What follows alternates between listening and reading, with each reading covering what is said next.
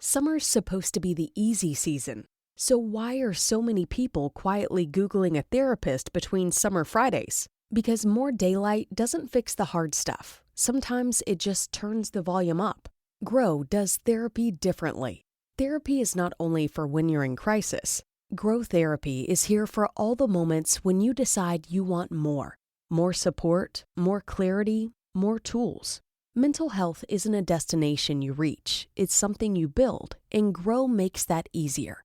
Grow connects you with thousands of high-quality licensed therapists across the U.S., offering both virtual and in-person sessions, nights and weekends. You can search by what matters, like insurance, specialty, identity, or availability, and get started in as little as 2 days. There are no subscriptions, no long-term commitments. You just pay per session.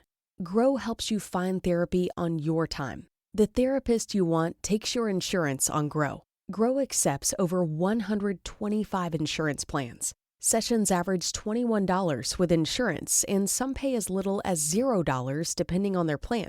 Visit growtherapy.com/booknow today to get started. That's growtherapy.com/booknow. growtherapy.com/booknow. Availability and coverage vary by state and insurance plan.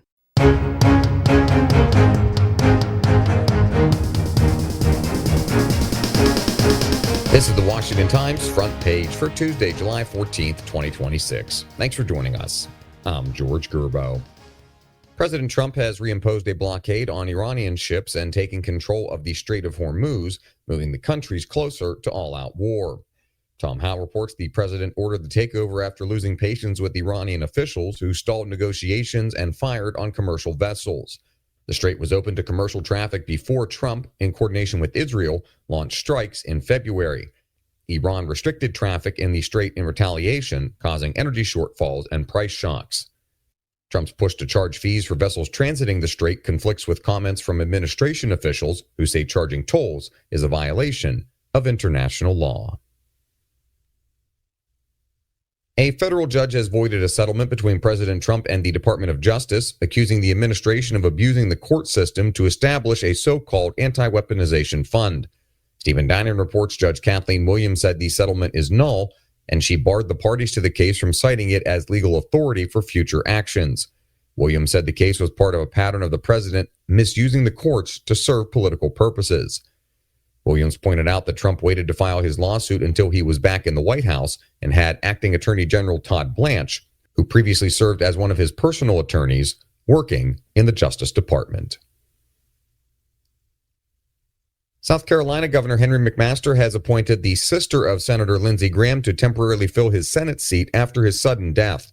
Susan Faricia reports Darlene Graham Nordone will be sworn into the seat on Wednesday. She'll serve the remaining 5 months of Graham's term. Nordone's selection was considered a remote possibility, but had become more of a certainty after President Trump made the recommendation on social media.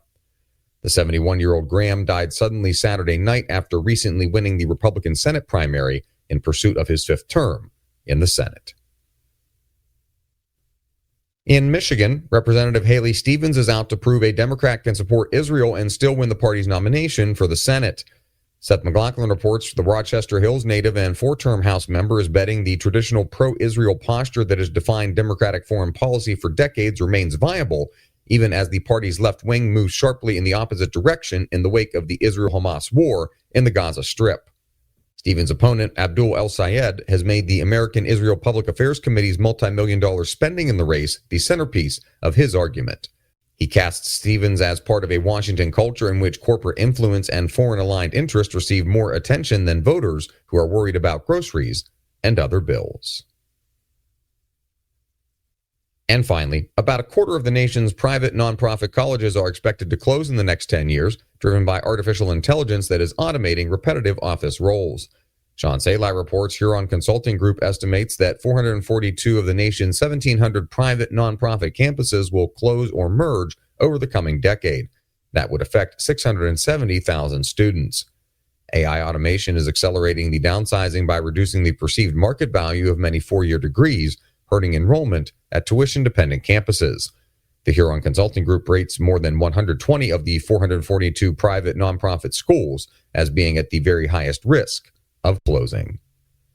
Find all of today's front page stories at WashingtonTimes.com/front page or on the Washington Times app, and find us wherever you get your podcasts. You can also find us on social media at Wash Times for breaking news, sports, commentary, and more. For the Washington Times, I'm George Gerbo.